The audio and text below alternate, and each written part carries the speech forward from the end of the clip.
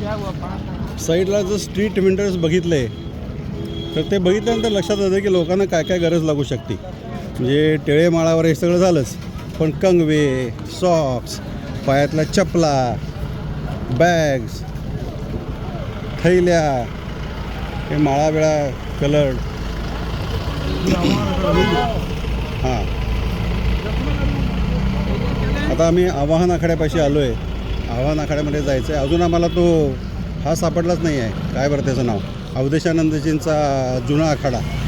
तर जुना आखाडा या नावाने तिथे बरेच आखाडे आहेत आणि त्याच्यामध्ये ती पुन्हा पोटनाव आहेत. आता श्री पंचदशनाम हे नाव सगळ्यांना कॉमनच आहे. आता ही श्री पंचदशनाम आवाहन आखाडा हे चालण्याला काय लिमिट नाही आहे.